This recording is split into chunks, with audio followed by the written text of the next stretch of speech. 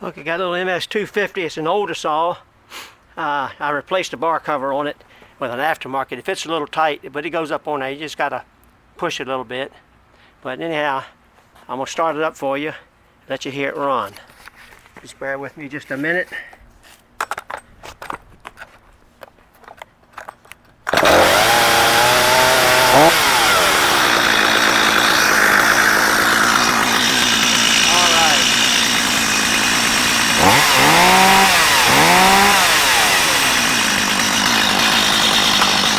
Brake on.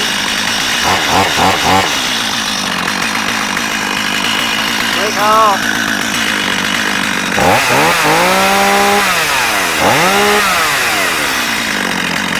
Alright. New MS-250. 025.